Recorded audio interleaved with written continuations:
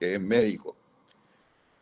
El doctor Soski es médico, y suponiendo que él con el tiempo sea juez de primera instancia y tenga que administrar un caso, si se produce un problema, una controversia que los hechos generadores de la misma constituyen una mala praxis médica, por ejemplo, él no necesita ningún apoyo porque él es médico y él entiende y conoce. Pero aún en ese caso, la ley determina que se debe necesariamente recurrir a la prueba pericial, porque no es solo él quien debe convencerse respecto de esos hechos, sino que también las partes. ¿Y quién dice que los dos abogados también al mismo tiempo son médicos? Pero no solo ahí se justifica, sino que ustedes no olviden de que la última resolución es la que prima sobre todas las demás.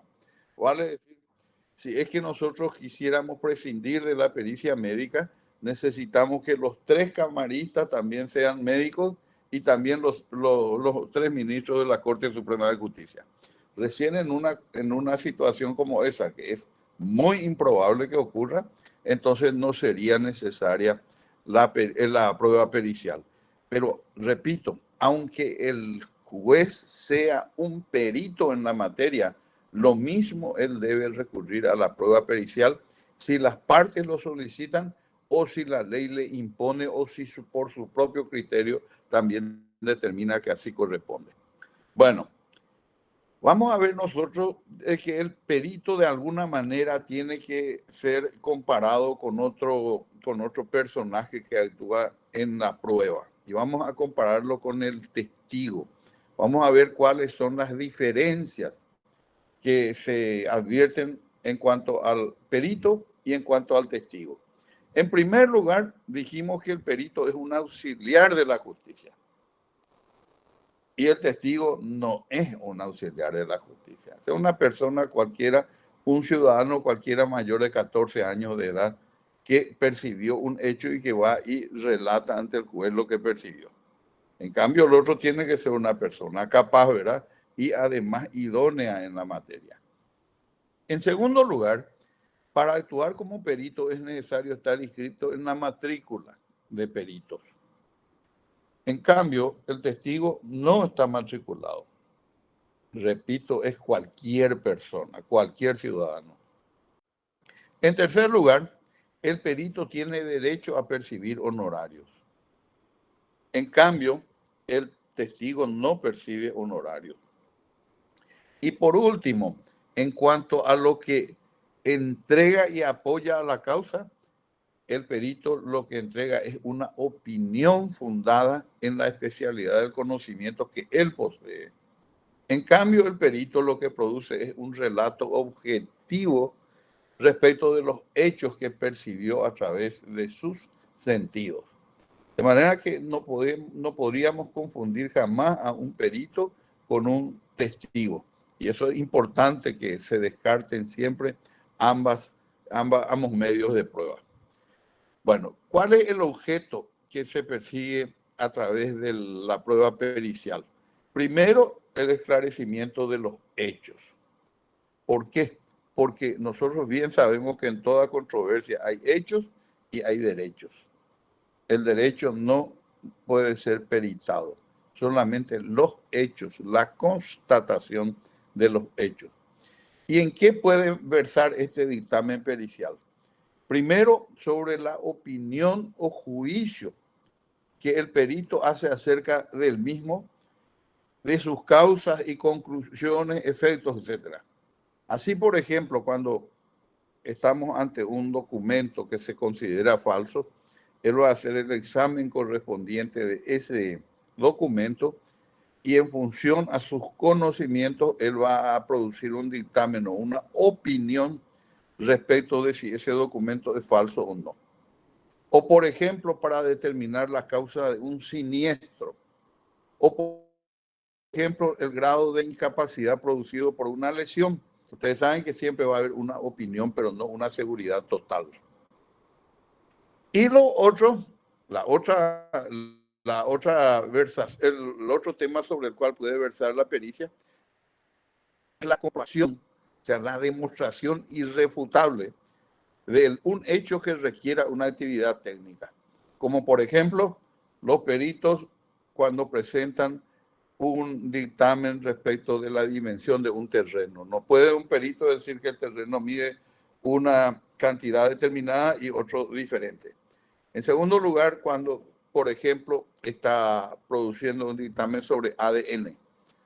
Los peritos necesariamente deben coincidir porque ahí no es una simple opinión, sino que es una comprobación definitiva de ese hecho. Y hace de que el juez no pueda apartarse de esa conclusión. En cambio, en el primer caso, cuando el perito simplemente da una opinión, el juez, sin embargo, está plenamente facultado a apartarse de la conclusión. Por eso muchos le llaman también a los jueces el perito de los peritos. Bueno, ¿cuántas clases de pericias encontramos? Y nosotros técnicamente lo dividimos en dos, una pericia voluntaria y otra que es necesaria. ¿Y cuál es la voluntaria? Aquella pericia que se lleva a cabo a iniciativa de cualquiera de las partes o que el juez de oficio lo haya decretado ejerciendo sus propias facultades, porque él tiene la facultad de determinar también esto. Y lo segundo, cuando es necesaria esa pericia, es cuando está impuesta luego por la ley. Cuando, bueno, ustedes ya habrán leído en la parte de derecho de familia, en el Código Civil, al estudiar la interdicción de las personas, ustedes saben que la ley exige que al promover, entonces se designe un médico forense y un médico especializado en materia psiquiátrica. Eso es obligatorio, o sea, no es posible concebir un juicio de interdicción simplemente con la promoción y imputándole a alguien la calidad de insano, por ejemplo. También nosotros vamos a estudiar este año cuando examinemos la mensura, el juicio de mensura, en el que también se debe proponer peritos agrimensores, obligatoriamente, porque son ellos los que van a realizar las diligencias correspondientes para establecer esa mensura. En estos casos, repito, la pericia es obligatoria, o sea, ya no es simplemente facultativa del juez o de la parte, sino está impuesta por la propia ley. Ahora bien, ¿cómo se ofrece esta prueba? Esta prueba no es ni la confesoria, ni tampoco la documental, que tienen un momento determinado, de manera que entra dentro de la línea del general de ofrecimiento de prueba, que es en el proceso de conocimiento ordinario, dentro de los 10 primeros días del plazo de prueba. Ya el plazo de prueba es de hasta 40 días y el ofrecimiento de esta prueba debe hacerse dentro de los 10 primeros días. Y van a ver ustedes que tiene un mecanismo muy diferente a las demás pruebas en cuanto a al ofrecimiento. Ahora bien, nosotros le llamamos peritos no solamente a los que están designados de oficio por el juez o aquellos que son propuestos por las partes. A eso le llamamos peritos. En cambio, en la Argentina, el perito es aquel que es designado directamente por el juez.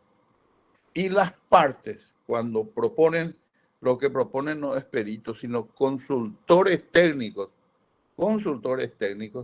según lo establece el Código Procesal Civil y Comercial de la Nación, que es la ley 17.454 de la Argentina, y según la opinión de Alvarado, él les denomina a estos no peritos, sino delegados técnicos, que son designados por las partes y que son aquellos que realizan una pericia, pero a iniciativa y a favor de la parte que lo propuso, para apoyarle y para hacerle las aclaraciones correspondientes.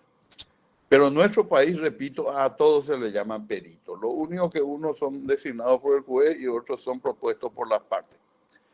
¿Cuáles son los requisitos que se exige para el escrito de ofrecimiento de esta prueba? Les dije que tienen requisitos especiales que deben cumplirse a fin de que esta prueba sea admitida, no aún diligenciada, para admitir como prueba. La proposición, entonces, en primer lugar, tiene que ser un escrito que se presenta dentro de los 10 primeros días del plazo de prueba, dijimos, y debe contener, primero, la proposición del perito con los datos necesarios para la individualización del perito, su nombre, apellido, domicilio y la especialización que posee el perito. ¿Se dan cuenta? Esto es ofrecido por las partes. En segundo lugar, en el mismo escrito de ofrecimiento debe presentar los puntos de la pericia, o sea, las cuestiones que serán sometidas a dictamen pericial. Ya el que propuso la prueba tiene que decir cuáles son las dudas que tiene que le pide un dictamen al perito, al especialista en este conocimiento. En tercer lugar, el mismo escrito, o sea, en el mismo escrito debe estar la aceptación del cargo y el juramento de promesa de decir verdad y la firma del perito. O sea, en ese mismo escrito se dan cuenta que no solo firma el abogado que propone, sino que también el propio perito.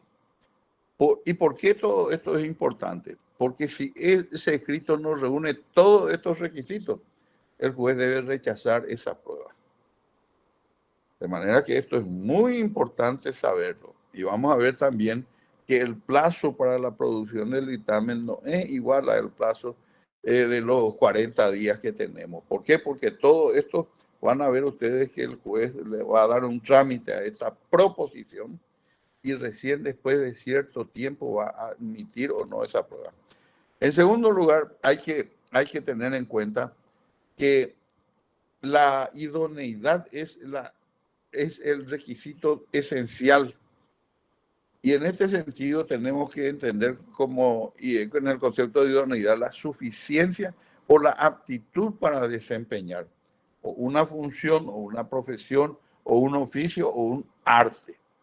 O sea, siempre se deben tener conocimientos especiales. Y sin este conocimiento especial no se puede hablar de una prueba pericial. Ahora bien, acá pueden ocurrir dos cosas. Si la profesión pericial está reglamentada y si esa profesión no está reglamentada. Si está reglamentada, entonces es necesario que el perito tenga títulos habilitantes en esa ciencia, en esa arte, profesión, industria, etcétera, etcétera. Y por supuesto debe estar matriculado en la Corte Suprema de Justicia como auxiliar de la justicia.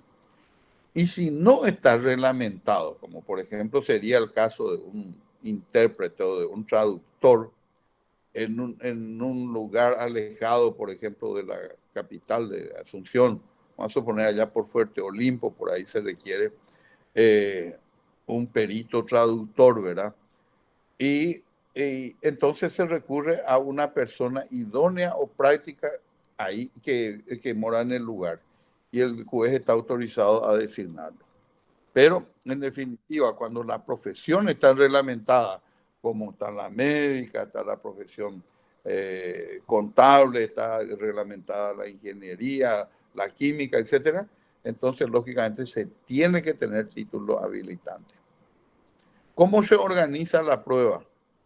En primer lugar, dijimos que en un caso es obligatoria cuando la ley lo exige. La ley impone y es obligatoria. Y la otra es facultativa. Y en esta facultativa también se exigen algunas condiciones, porque no es cuestión simplemente de decir, resulta que yo no sé que 2 más 2, si es 4 o si es 5, y proponer la pericia de un matemático, por ejemplo. Eso sería una barbaridad, ¿verdad? Entonces también se exige que para proponer a un perito en estos casos es necesario que se trate de hechos controvertidos que están vinculados con el principal, pero que para la apreciación de esos hechos, o sea, no es solamente 2 más 2 es 4, sino para la apreciación de esos hechos se requieran conocimientos especiales.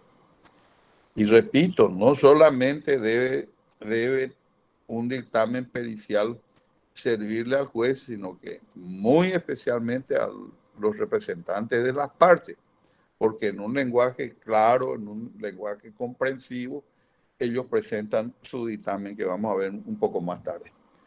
Ahora bien, si esa prueba pericial es procedente, el juez está obligado a ordenarla. Y repito, aun cuando sus conocimientos le habiliten a practicar por sí solo ese examen, porque les expliqué eso, que el juicio no termina en el juzgado, sino que a veces en segunda o tercera instancia, y es imposible creer que los de las instancias superiores tienen el mismo grado de preparación en esa ciencia o arte que sí lo tiene el juez. Ahora bien, mucho ojo con esto. El derecho no puede ser objeto de pericia, porque el derecho no es un hecho en concreto, sino que es la aplicación de un acto jurisdiccional que está exclusivamente a cargo de los jueces. Yo recuerdo que en una oportunidad un notario público, hace muchos años de esto, ¿verdad? Un notario público fue contratado por el Instituto de Previsión Social para realizar un acta de inventario y él se fue a hacer un inventario del patrimonio del Instituto de Previsión Social. Y lógicamente, imagínense ustedes en el momento de presentar su honorario, él quiso presentar en función al valor de todo el patrimonio de IPS. Ese, ese escribano ya no tendría que trabajar por 5 generaciones por lo menos, ¿verdad? Sí, es que esa fuera la base de la evaluación. Pero la ley dice que el inventario es un acta notarial, que tiene un honorario de 10 jornales para actividades diversas no especificadas. De manera que era bien claro que él tenía que cobrar una suma mínima, pero él pretendió cobrar una suma amplia. Recuerdo que en esa oportunidad él promovió una demanda por cobro de guaraníes por la prestación de esos servicios y él, entre las pruebas que ofreció, pretendió ofrecer la pericial para que un especialista del derecho también opine y me ofreció a mí serlo porque yo era profesor de la materia en la Facultad de Derecho ya entonces en la materia notarial. Y yo le dije que no aceptaba porque el derecho no se perita. No hay ninguna recomendación que le pueda dar un profesional abogado al juez, por ejemplo. El juez tiene que, por su propia iniciativa, con el material que se reúne en el expediente, dictar el fallo correspondiente y no por la sugerencia ni por el dictamen de un buen jurista, por ejemplo. Le dije, en primer lugar, por eso, porque no es peritable. Y en segundo lugar, le dije, si yo llego a peritar, el resultado de mi pericia te va a perjudicar. Porque yo considero que no existe ningún derecho a que se regule tus honorarios en función al patrimonio que se incluyó en la actividad que cumpliste. Porque en realidad un inventario no es más que poner en palabras lo que uno con una cámara fotográfica puede captar, ¿verdad? Es un inventario y nada más que eso, no es que hay una disposición, no es que uno vendió, que otro compró, que otro cedió, lo que sea, no, simplemente una descripción de lo que encuentra. Bueno, eso simplemente les doy como un ejemplo para que vean ustedes que el derecho no puede ser objeto de pericia.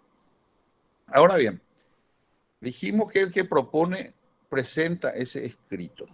Si el escrito reúne todos los requisitos correspondientes que ya les expliqué, o sea, la determinación, la identificación perfecta y la calidad profesional del perito. En segundo lugar, los puntos de la pericia y en tercer lugar, la aceptación por parte del perito y con su firma, ¿verdad? Suponiendo que todo eso se presentó en forma y que el juez considera que realmente hace falta una pericia, entonces el juez que hace ese escrito le corre traslado a la otra parte y le corre traslado por 3 días y le da 3 opciones también a la otra parte. Primero, que se adhiera a la pericia y diga, sí señor, me parece importante esta pericia. La segunda, oponerse. Puede decir, por ejemplo, pero acá no hace falta por una pericia si la controversia ha sido 2 más 2 es 4 o 2 es 5. No hace falta. Y la tercera, él puede decir, yo no tengo ningún interés que se realice la pericia y que realice la iniciativa de la otra parte. O sea, Vamos a ir analizando qué puede suceder en cada una de estos casos. Si se adhirió, o sea, dijo, sí, yo estoy de acuerdo que hace falta una prueba pericial acá. Entonces, él, al contestar eso y adherirse a la prueba, debe entonces primero manifestar la conformidad con el perito que propuso aquel. O de lo contrario, proponer otro perito. ¿Se dan cuenta? Ya van a ser dos propuestas, ¿verdad? Que en la Argentina dijimos se llaman simplemente auxiliares técnicos y compañía, pero no tienen el nombre de perito. Pero acá sí tienen el nombre de perito propuestos por las partes. Bueno, entonces puede él manifestar su conformidad o propone a otro. En cuanto a los puntos de la pericia, puede proponer otros puntos, puede agregar entonces. Y también puede objetar los puntos propuestos por la contraria. Y ahí ya se dan cuenta que hay una especie de oposición respecto de la base sobre la cual versa el cuestionario que se le va a someter al perito. Bueno.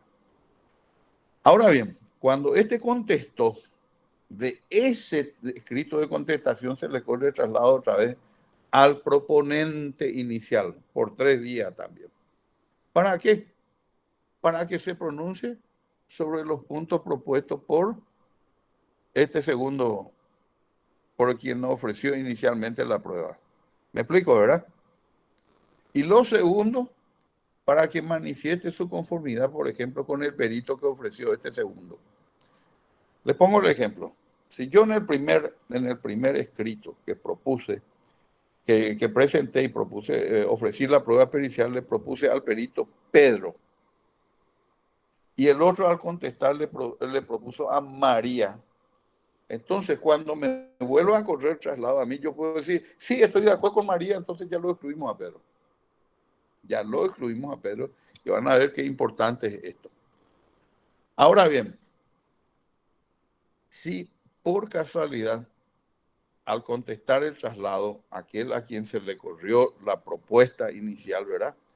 Entonces, este va a exponer las razones por las cuales él considera que no procede la prueba. Por ejemplo, cuando lo que se pretende probar no se refiere a hechos controvertidos en juicio. Y eso va a salir de los puntos de la pericia. Yo analizo eso, pero si esto no estamos discutiendo. En segundo lugar, si ofreció la prueba extemporáneamente, ofreció la prueba el día 14, por ejemplo, no los 10 primeros días.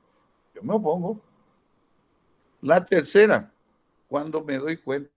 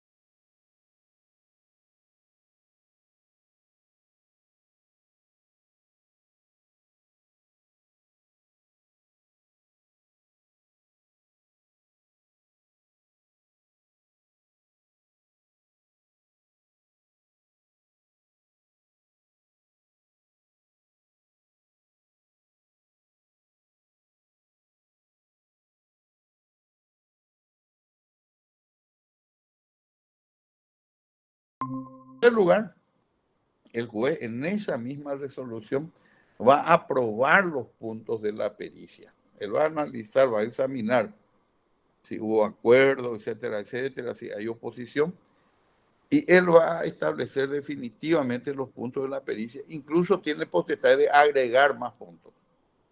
Y esos puntos que el juez agrega, ya nadie puede discutir. Eso va a ser parte del objeto del diligenciamiento de esta prueba.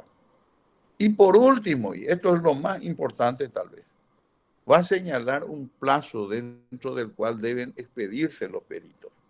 No olviden ustedes que si Yo ofrecí dentro de los 10 primeros días y mientras se tramita todo estas diligencias que exige el código, a lo mejor ya se cumplen los 40 días. Y entonces, ¿cuándo va a dictaminar el perito?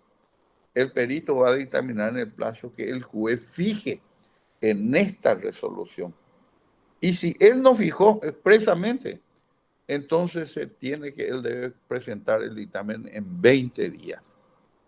Y ese plazo va a correr independientemente del plazo ordinario de prueba. De manera que puede ser que incluso ya se haya cerrado el plazo de prueba. Ya han transcurrido los 40 días. Y ahí recién el juez está en condiciones de admitir o de negar la prueba pericial. Y si admitió, entonces ahí va a correr el plazo exclusivamente para la pericia y en forma independiente a aquel otro. Ahora bien, dijimos nosotros que una de las posturas que puede asumir la parte no oferente de la prueba es decir, no me interesa, falta de interés. ¿Y qué hace el juez en un caso como esto después de recibir la contestación en el que la otra parte dice a mí no me interesa esa prueba? Entonces el juez tiene que nombrar al propuesto por aquel oferente. Y los gastos y honorarios serán a cargo de quien solicitó esa prueba, no del otro. Siempre que hubiere sido necesaria para la solución del pleito. Si en la contraria, entonces manifestó falta de interés o no contesta el traslado, entonces también el juez tiene como perito único al ofrecido por aquel. Ahora dijimos también que esta prueba puede ser dispuesta oficiosamente por el juez.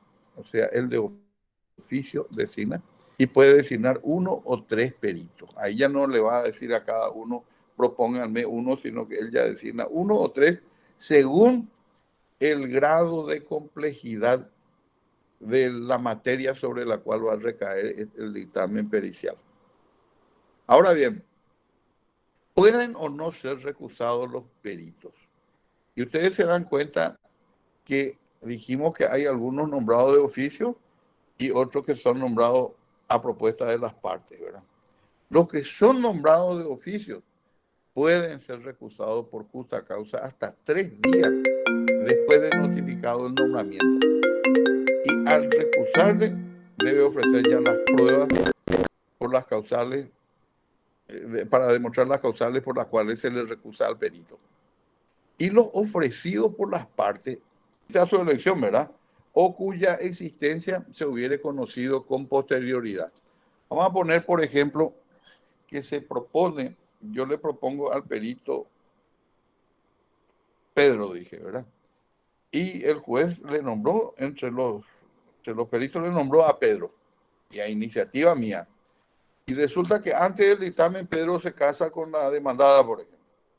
No, ahí ya hay una causal sobreviniente, entonces yo le voy a recusar porque yo no voy a creer en la objetividad del marido que va a dictaminar sobre algo que le interesa exclusivamente a su señora. Bueno, ¿quién tiene que resolver esta recusación? El juez. Y el juez puede rechazar in limine la recusación, o sea, ni trámite no le da. O también puede correrle traslado al perito. Si el perito dice que se encuentra en esa causal, entonces va a ser reemplazado. Y si la recusación es rechazada porque por el perito, o sea, él no admite esos hechos, el juez va a resolver en un incidente. Y ese incidente en el cual él resuelve esa recusación es inapelable. Ningún recurso. Pero esto no hace de que el tribunal de apelación tenga que ignorar el hecho de que fue recusado y fue rechazado. El tribunal puede considerar como un indicio o como un elemento que puede valorar en segunda instancia. Ahora bien, si se admitió la recusación, entonces al perito se lo reemplaza en la misma forma en que ha sido designado. Si el perito reemplazado, mejor dicho, recusado y que se hizo lugar su recusación, es el que nombrado de oficio, el juez de oficio también designa a otro. Y sin embargo, si fue el perito ofrecido por la doctora, es la doctora la que propone otro perito. Ahora bien, el perito no solo puede ser recusado, sino que puede ser removido del cargo. Imagínense, le pueden remover del cargo y van a ver que al removerle va a incurrir en una serie de responsabilidades, porque ustedes saben que una remoción trae consecuencias. Ahora bien, ¿en qué caso se le va a recusar? Él se le va a remover cuando rehúsa a dar su dictamen. El juez le dio 20 días y resulta que él no presenta, ¿no? Y se rehúsa a presentar. Segundo, cuando no presentó oportunamente su dictamen, o sea, dentro de ese plazo.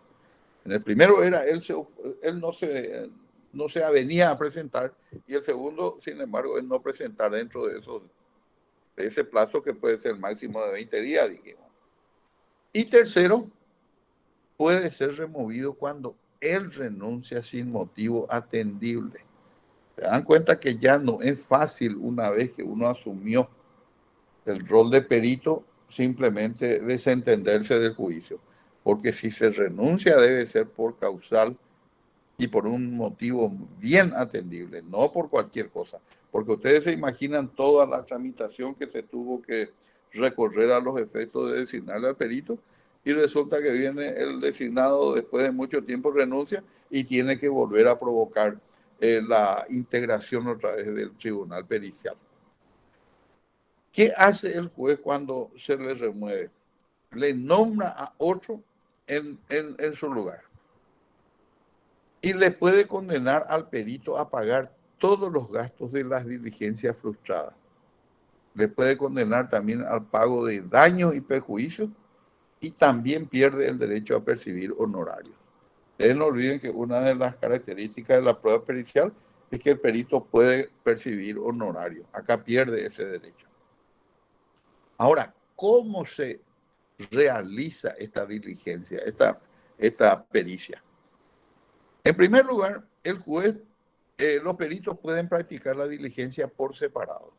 Cada uno, si existe más de un perito, por supuesto, si uno solo, por supuesto, va a actuar solo, ¿verdad? Pero el juez puede ordenar, ya sea a petición de parte o de oficio, que los peritos actúen unidos, siempre que haya circunstancias del caso que así lo aconsejen. Entonces el juez dice, van a actuar juntos. Eso no quiere decir que el dictamen va a ser igual, pero van a realizar las operaciones técnicas juntos. Van a observar el mismo material, van a ver el mismo elemento, el mismo producto, la misma sustancia, y cada uno después puede sacar sus propias conclusiones. Ahora bien, hay algunas pericias que se deben desarrollar en un solo acto. Entonces, en ese caso, las partes y los letrados pueden asistir a ese acto y pueden ahí hacer las observaciones pertinentes. Ellos pueden opinar respecto del método que están utilizando los peritos, pero una vez que terminaron las operaciones técnicas, las partes y los abogados, ¿verdad?, deben retirarse para que los peritos comiencen a deliberar. Ellos no van a deliberar frente a las partes. Imagínense si están deliberando, el uno le va a estar gritando cuando le están opinando en contra, ¿verdad? Bueno, ahora bien, dijimos que el perito se pronuncia o presenta el resultado de su labor en un dictamen. ¿Y qué debe contener ese dictamen? En primer lugar, debe contener la descripción de las operaciones técnicas que efectuó el perito o efectuaron los peritos. Por eso cuando se habla de más de un perito, se habla de un tribunal pericial. Si es uno solo, el perito, ¿verdad? En segundo lugar, la opinión fundada en principios científicos acerca de las conclusiones a que arribaron los peritos. Y esto puede ser inmediato, este contenido, cuando la naturaleza de la diligencia así lo permite. O de lo contrario, pueden presentarlo por escrito o en una audiencia que le fija el juez. Si no se le fija una audiencia y si no es un dictamen inmediato, entonces deben presentar por escrito su dictamen con copia para las partes. Y esas copias para las partes tienen que proveer los peritos a costa de él. No olviden que él después va a recuperar todo en la percepción de sus honorarios. ¿Qué debe contener ese dictamen? Las explicaciones detalladas de las operaciones técnicas que realizaron y los principios científicos en el que los peritos fundan su opinión. Ahora bien, si es un tribunal pericial, los que concuerdan en el sentido de su opinión pueden presentar un solo escrito. Y por separado, aquel que no está de acuerdo. Ahora bien, ese dictamen presentado por él o los peritos se debe hacer conocer a las partes. Y esta parte, como no olviden ustedes que son opiniones sobre una actividad que no es del conocimiento de todo el mundo, ¿verdad? Como no es una cosa muy sencilla, entonces las partes, una vez recibido ese dictamen, pueden pedir que expliquen los peritos o que amplíen la pericia. ¿Y qué establece nuestro código? Que a solicitud de cualquiera de las partes, entonces, que debe plantear dentro de los 5 días, a partir de la presentación de esos informes o dictámenes, entonces que los peritos den las explicaciones o que hagan las ampliaciones que consideren convenientes. Y para eso le piden al juez que lo hagan en una audiencia o que lo hagan otra vez por escrito. Esa audiencia puede celebrarse hasta el llamamiento de autos para sentencia. Y ustedes no olviden que el llamamiento de autos para sentencia se verifica después de presentados los escritos de alegatos inclusive. Ahora bien, ¿qué sucede con esas explicaciones y ampliaciones que le pidieron a los peritos? ¿Será que los peritos tienen la obligación de expedirse? Sí tienen la obligación. Si el perito no comparece a la audiencia o no presenta ese informe de explicación o ampliación, entonces va a perder el derecho a percibir sus honorarios total o parcialmente. ¿Se dan cuenta lo importante que es este instante y esta parte del desarrollo de esta prueba? Bueno, pero resulta que también las partes que se impusieron del contenido de un dictamen pericial tienen el derecho de impugnar ese resultado. Dentro también de ese plazo de 5 días. Por supuesto, esto lo van a hacer por vía de un incidente de impugnación. ¿Y por qué le pueden impugnar? Por vicios ocurridos en la producción o por cuestiones vinculadas al dictamen, al contenido del dictamen pericial. Ahora bien, ustedes dirán, ¿y si no impugnaron, entonces ya ellos tienen que callarse de por vida? No, señores. Esta falta de impugnación no determina que en los alegatos, sin embargo, no se pueda impugnar todo lo que se quiera impugnar. O sea, se puede cuestionar severamente, porque justamente el escrito de alegatos es el momento adecuado para que cada parte dé mérito a sus pruebas y trate de desmeritar las pruebas que no le favorecen. Ahora bien, ¿se pueden aplicar sanciones a los peritos? Sí. ¿Cuándo? Si los peritos no realizan ese informe complementario dentro del plazo o no concurren a la audiencia, dijimos que pueden ser sancionados con pérdida total o parcial de sus honorarios. Ahora bien, suponiendo que ya se presentó el dictamen, no hubo ningún tipo de cuestionamiento respecto de los dictámenes, ¿cómo va a apreciar el juez ese dictamen? Y el juez, de acuerdo con nuestro código, va a apreciar eso de acuerdo con la regla de la sana crítica. Y eso va a hacerlo teniendo en cuenta varios elementos. Primero, la competencia de los peritos. No es lo mismo alguien recién recibido de médico que un profesor de medicina. Hay competencia. En segundo lugar, la conformidad o disconformidad de sus opiniones cuando es un tribunal pericial. También en los principios científicos en que se funden y en otras pruebas.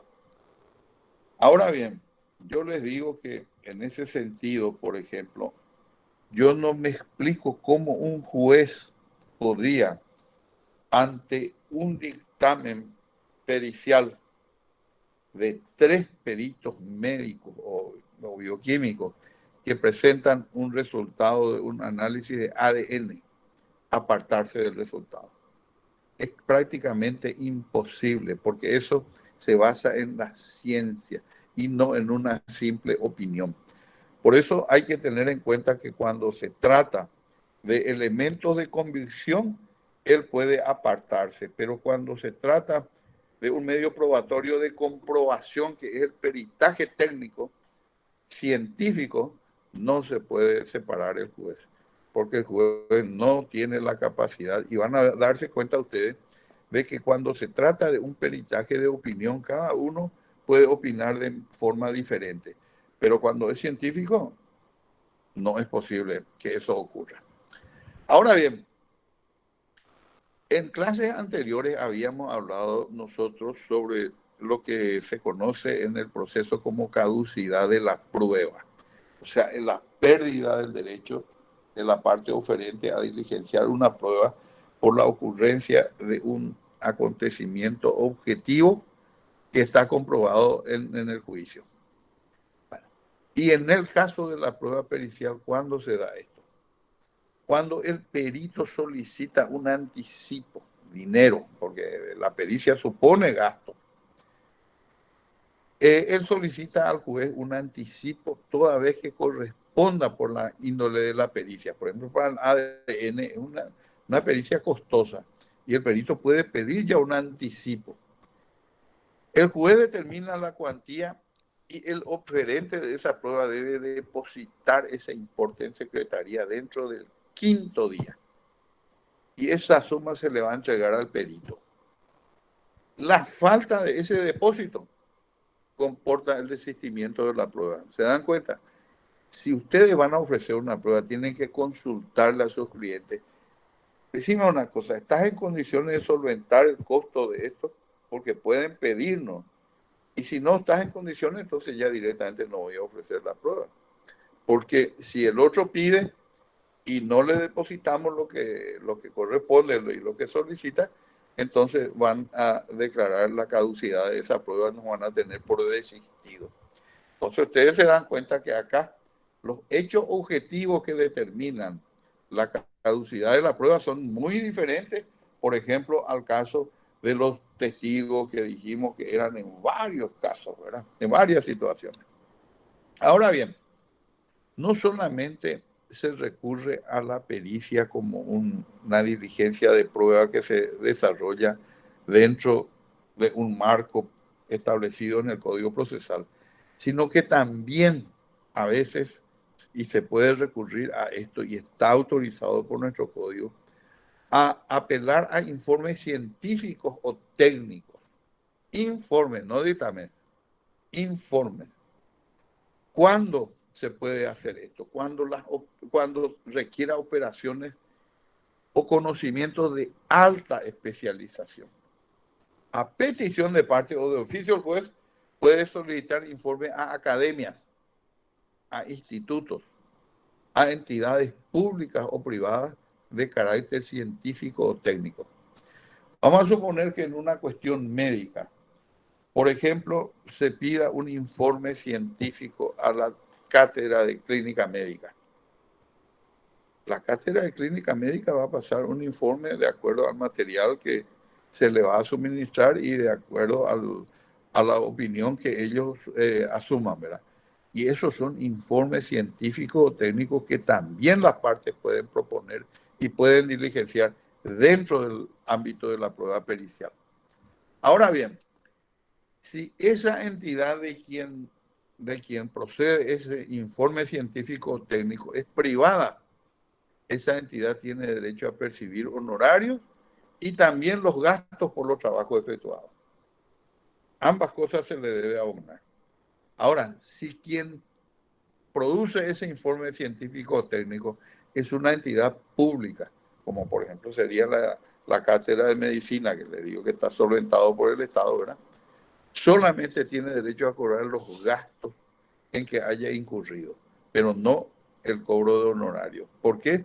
Porque ellos ya tienen una retribución en su calidad de funcionarios del Estado, ¿verdad? Y que dentro del paquete de actividades que él debe cumplir, una de ellas es esta, ¿verdad? Ahora bien, ¿cuál es el contenido de ese informe?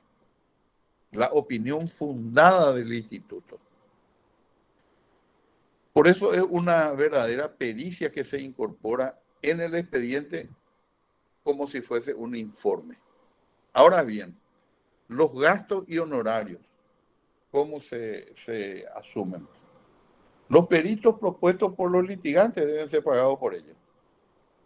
Por supuesto que si yo después le pagué al perito que yo propuse y luego yo soy el ganador del pleito, yo ese gasto en que incurrí voy a incluir en el concepto de costa. Si yo fui quien perdió, no solamente voy a pagar el de mi perito, sino también del perito de la otra parte. Bueno, los nombrados de oficio, en cambio, deben ser abonados por el Estado. Eso está en el Código de Organización Judicial. Pero hay un caso en que el Estado puede no pagar. En primer lugar, la parte también puede no pagar la pericia cuando dijo que no tenía interés en la pericia y se abstuvo de participar en él. Pero si esa pericia fue necesaria para la solución del pleito, aunque él haya demostrado no tener interés, le va a pagar y eso se va a señalar en la sentencia. Y el Estado puede salvarse, ¿verdad?, de pagar el honorario del perito y debe pagar el vencido cuando el vencido fuese solvente. Si la parte vencida fuese solvente, entonces el Estado puede liberarse del pago de los honorarios del perito nombrado de oficio. Bueno, ahora bien, ¿cómo hacen los peritos para cobrar sus honorarios y los gastos en que incurrieron? Ellos pueden reclamar y obtener el pago de sus honorarios por la vía prevista en el Código Procesal, ¿verdad?, para la ejecución de sentencias, el artículo 520, inciso C, del Código Procesal Civil. O sea, una vez que se reguló en un auto interlocutorio, ese título le sirve de suficiente documento en virtud del cual puede promover la ejecución de sentencia. Otro último tema que tal vez no esté ni siquiera en el programa, pero que es importante saberlo porque hay opiniones dispares al respecto, es el resultado de la prueba pericial de sangre, el ADN, ¿verdad? Eso está en el Código de la Niñez. Y lo que dicen no es que el que se negó, por ejemplo, ya inmediatamente es tenido como padre o lo que fuere, ¿verdad? Sino otra cuestión. Discúlpenme, pero acá sonó el timbre, ¿verdad? Bueno, en realidad, esa prueba se considera preferencialmente. Y en caso de renuencia, entonces, se puede considerar esa renuencia, ¿verdad?, esa resistencia a entregar las muestras a los efectos como una presunción de paternidad o maternidad. O sea, presunción no es que directamente ya determina la calidad de padre o madre de esa persona, ¿verdad? Bueno, con esto yo termino, voy a atenderla a esta persona y dejo que por favor los demás colegas atiendan la cátedra y vuelvo para cualquier tipo de pregunta.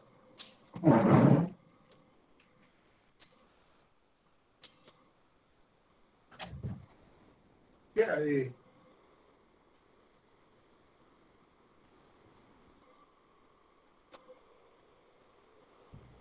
Bueno, entonces hoy desarrollamos el capítulo referente a la prueba pericial. Tenemos 20 artículos que van del 343 al 363, donde está todo lo que hoy se desarrolló en la clase. Si tienen alguna pregunta, estamos aquí para lo que sea. Doctor Joel.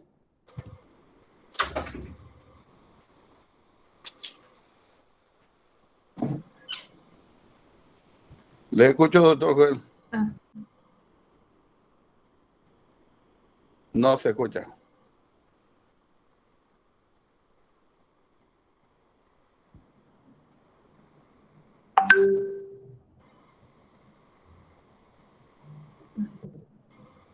Joel. Buenas tardes. Perfecto. Doctora. Doctora, una pregunta. 343 al 243 al 363. 363. El doctor Joel me dijo que se le bloqueó el micrófono. Si tienen alguna otra consulta. A mí me gustaría hacerle una consulta al profesor González de un tema en particular que tengo en mi juzgado. Como ustedes saben, los juicios de filiación de adultos se tramitan en los juzgados de primera instancia. Tengo un caso en particular en el cual ya por segunda vez el supuesto padre no concurre a la audiencia para la extracción de sangre, ¿verdad? La primera vez acreditó un certificado médico donde decía que tenía presión alta y en base a eso no vino, y la segunda vez directamente, solamente con un escrito, manifestó que no concurriría a la audiencia. Entonces, lo que yo le pregunto al profesor, y disculpen que utilice este medio, es si podría aplicarse el artículo que recién leímos del Código de la Niñez, donde se considera preferentemente que en caso de no concurrir a la audiencia para la extracción de vida, será padre, o se lo considera simplemente como una presunción dentro de las demás pruebas que deben ofrecer, en este caso, al actor. Bueno, esta palabra preferente lo que está diciendo es que es el método más adecuado para demostrar una paternidad y una filiación, ¿verdad? Para demostrar preferentemente, esa es más que la testimonial, más que la documental, más que la de informe, esa es la preferencia en cuanto a prueba que sirve para demostrar, es el extremo que está controvertido.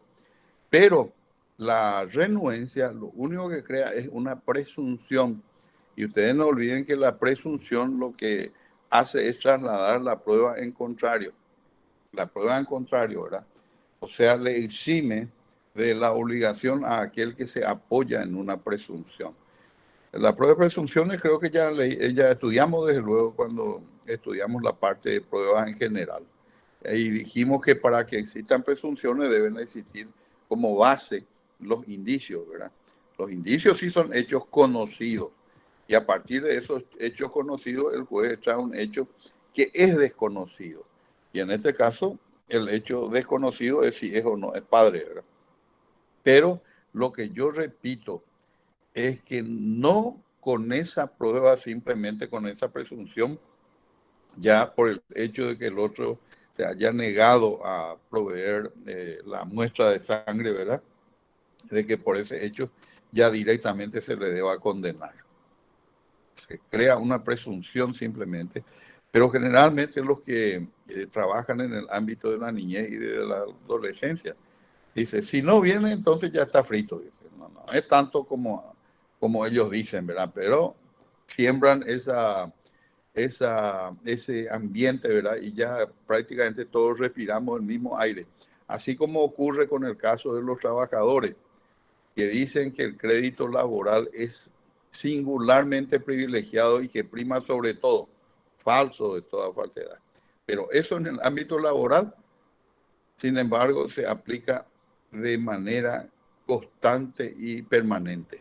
Porque yo les digo, el hecho de que sea preferentemente, singularmente privilegiado, no significa que prima sobre, por ejemplo, los gastos de justicia, que está en primer lugar de preferencia.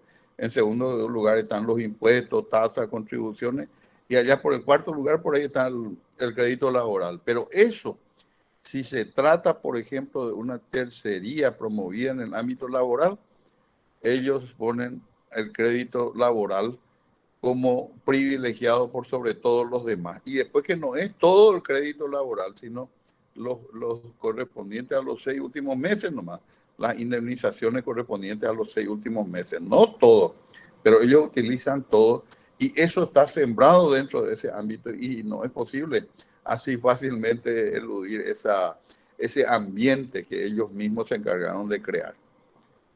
Si no hay alguna otra pregunta, entonces vamos a tener el gusto de compartir con ustedes el próximo miércoles. Y les cuento que quien tocó el timbre fue un vendedor de helado. Y ninguno de ustedes me ofreció invitarme, ¿verdad? Bueno, si Dios quiere, entonces... Por el azúcar, profesor, por el azúcar. Ah, bueno. El próximo miércoles nos vemos entonces. Gracias, profe. Gracias, profe. Gracias, profe. Muchas gracias, profe. Hasta luego. Hasta el miércoles.